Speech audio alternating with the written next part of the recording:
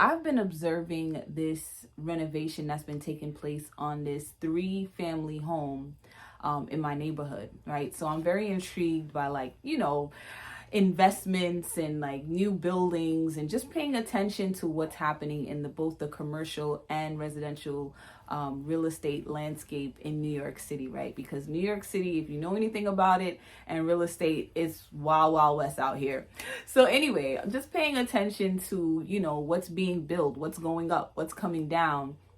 The 3-family home was involved in a fire, and so for a while nothing was happening with it. It just sat there, and then renovation started, right?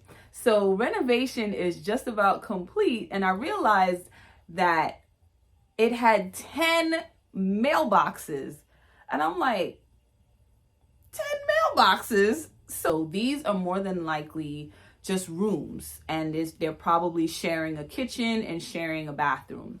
And so I'm like, this is crazy. So I get all conspiracy theorish, and I'm just like, there they go.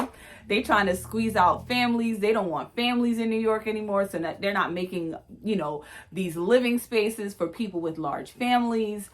And I do believe that there's some truth to that, right? Like, I believe that there is this agenda to disincentivize people from having more children. But as I'll explain further, you'll see that I don't believe that was the case here. So anyway, even looking for a 3-bedroom apartment with these newer buildings, with these newer builds, is very difficult, right? A lot of the buildings are now, most of them are studios or 2-bedroom apartments. So I'm just like, okay, this is getting a little crazy, right? And so I was annoyed. I'd walk past it and I'm just like, here they go, squeezing people into these tiny apartments. But I thought about it and I said, you know something? What if this landlord recognized what was happening with the influx of immigrants coming into New York City? What if this landlord said, you know what? I see what's happening. I'm also paying attention to the real estate market. I realized that the cost of living has gotten so expensive that less and less people can afford to live in a 3-bedroom apartment. So why don't I just accommodate people who can only afford to rent a room?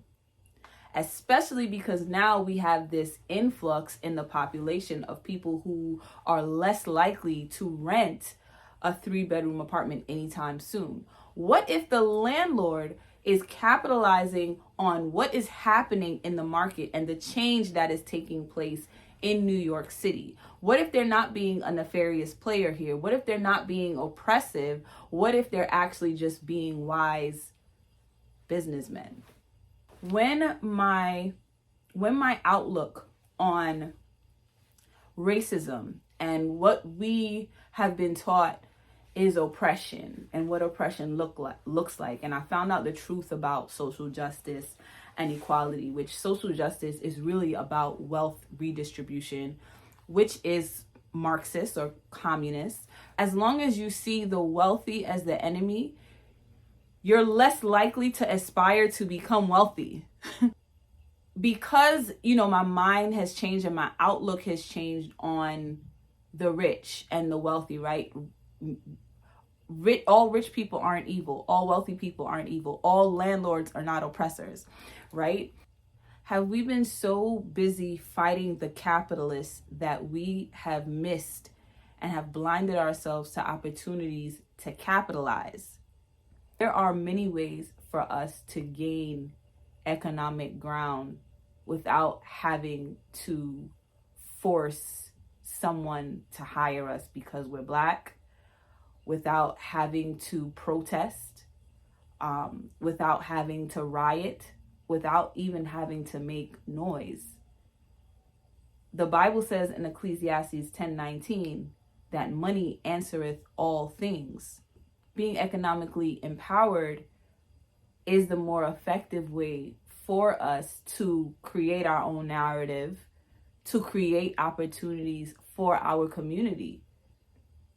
If we're demonizing capitalism, if we're still believing the lie that money is the root of all evil, when the Bible really says that the love of money is the root of all evil, then we might be missing out on the opportunity to use money as a tool to create the type of environment and the types of communities that we really want to see for our families and for our children. It is a contradiction for us to fight about the wealth gap, to fight for, our community to have a better economic position when we're not willing to recognize economic opportunities. The issue is not capitalism itself. The issue is greedy men with evil in their hearts who have the wisdom to recognize and capitalize on economic opportunity. But if you have the Spirit of God, if you have a good heart, if you want to see the best for people, then it's time for you to capitalize on economic opportunities. And don't depend on evil men in political positions to give that to you, to give you that access. We still have the opportunity in this country to pave our own way economically. Some of us, you know what? It might be a little harder, but the opportunity is still there. So that's all I got to say. I pray that blessed you.